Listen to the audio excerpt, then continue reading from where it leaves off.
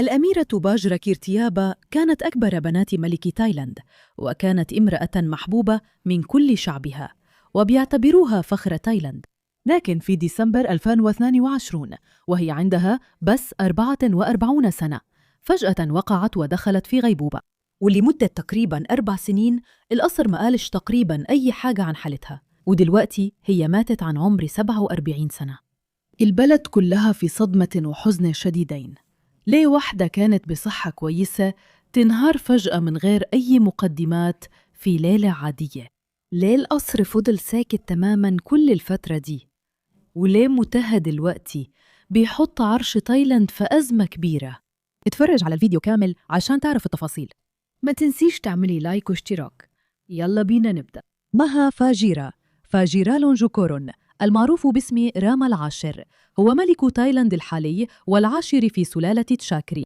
تولى العرش في 2016 بعد وفاة والده بوميبول أدولياديج. هو واحد من أقوى وأغنى وأكثر الملوك إثارة للجدل في العالم. طوال حياته كان للملك عدة زوجات وعشيقات، وأنجب العديد من الأطفال. لكن من بين كل أولاده كان هناك واحد تميز عن الباقي.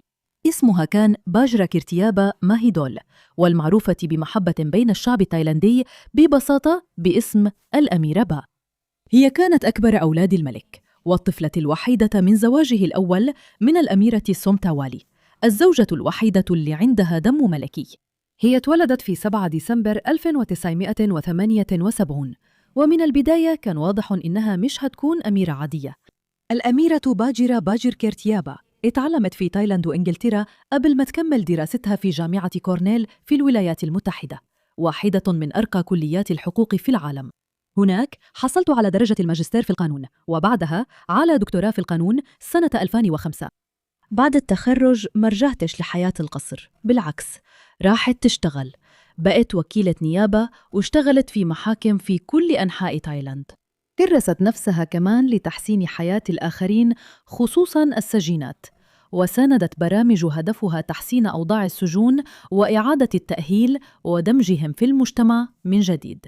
تفانيها في خدمة المجتمع ما عداش على والدها مها فاجيرالونكورن من غير ما يلاحظه. من ساعة ما تولى العرش باجر كيرتيابا ماهيدول بقت شخصية أساسية في الدائرة المقربة منه. تم تعيينها كضابط كبير في الحرس الشخصي للملك، وفي سنة 2021 استلمت منصب رئيس أركان قيادة الأمن الملكي ووصلت لرتبة فريق. كانت معروفة على نطاق واسع إنها واحدة من أكفأ أفراد العائلة الملكية، وكمان كانت محبوبة جداً وسط الشعب التايلاندي. كتير من الناس كانوا شايفين إنها الاختيار الطبيعي علشان تقود البلد في يوم من الأيام، وبعضهم حتى كانوا متوقعين إنها ممكن تبقى أول حاكمة لتايلاند. لكن في مساء يوم 14 ديسمبر 2022 كل حاجة اتغيرت. تايلاند اتصدمت بأخبار مفاجئة وصادمة عن الأميرة باجر كيرتيابا. كانت بتحضر حدث كلابها فيه بيتدربوا علشان يشاركوا في بطولة تايلاند الكلاب العاملة اللي منظمها الجيش الملكي التايلاندي. كل حاجة كانت شكلها طبيعية لحد ما الأميرة اللي عندها 44 سنة وقعت فجأة. الممرضة الشخصية بتاعتها اللي كانت دايماً جنبها حاولت بسرعة تنعشها، بس ما قدرتش. وبعدين جندي تدخل وعمل إنعاش قلبي رئوي للأميرة لأكثر من ساعة، وهم بيحاولوا ينقذوها بسرعة قبل ما الوقت يضيع. وبعد كده نقلوها بسرعة لمستشفى باك تشونغ نانا تحت إشراف الدكاترة الملكيين. بس لما وصلت كانت الحالة فعلاً حرجة. الأميرة كانت من غير أكسجين لفترة طويلة جداً، وده كان شيء كارثي لأن المخ ممكن يبدأ يتعرض لتلف دائم في خلال 5 دقايق بس من غير أكسجين. رغم الجهود البطولية في المستشفى، حالة الأميرة با استمرت في التدهور. لما الملك فاجيرالونجكورن أتبلغ بخطورة الوضع، ركب هليكوبتر عسكرية فوراً وجيه قبل نص الليل بشوية.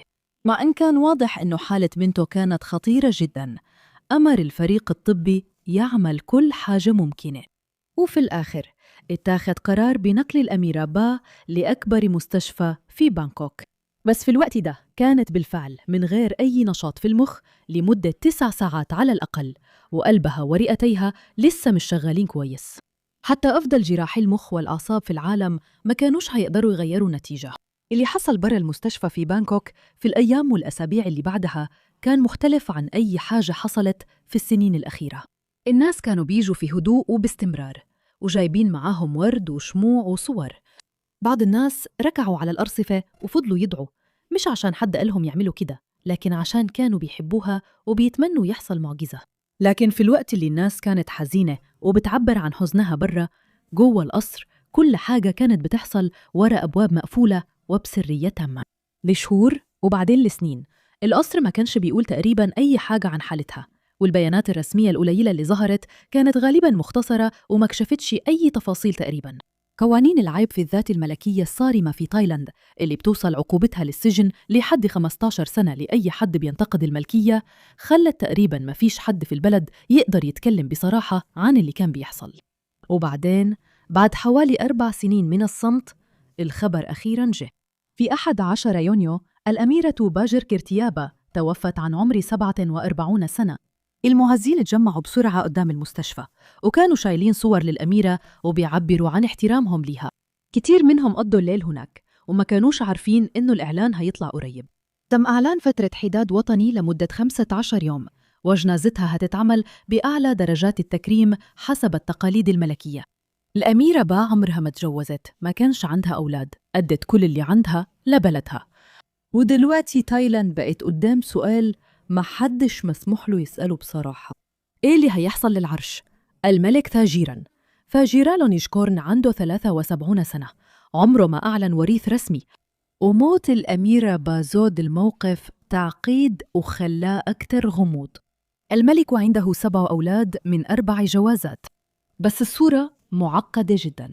أولاده الذكور ال4 من جوازه الثاني من الممثلة السابقة سوغارينات في فاسارا وونغسي، كلهم تبرأ منهم سنة 1996، مع أن الأمراء المبعدين رجعوا تايلاند لأول مرة من عقود في 2023 وزاروا البلد كذا مرة بعد كده. التقارير بتقول إنه بحلول 2025 ما بقاش مسموح لهم يدخلوا البلد تاني.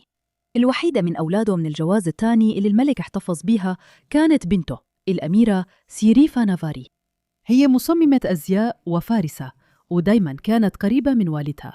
هي من الناحية التقنية مؤهلة للوراثة حسب تعديل الدستور التايلاندي سنة 1974 اللي بيسمح للستات بوراثة العرش.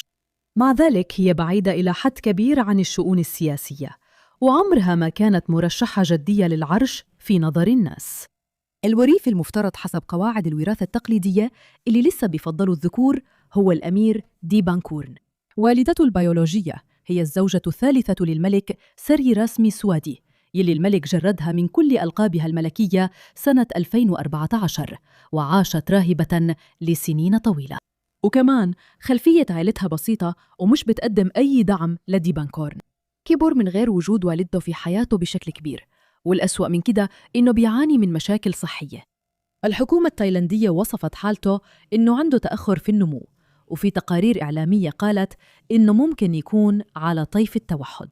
باجر كيرتيابا كان كتير من الناس شايفينها أكتر واحدة عندها مصداقية كقائدة مستقبلية، مش بس عشان ترتيبها في العائلة أو قربها من والدها، لكن كمان عشان شخصيتها الحقيقية. دلوقتي العرش مفهوش وريث واضح، ده طبيعي يخلينا نفتكر النبوءة اللي بيتقال عنها عن انقراض العيلة الملكية التايلاندية بعد 10 أجيال.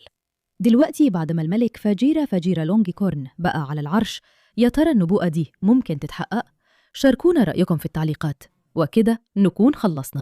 لو عجبك الفيديو وعايز تشوف حاجات زي كده تاني ما تنساش تدوس لايك تحت تقديراً، ولو لسه مشتركتش أكيد هتحب تشترك.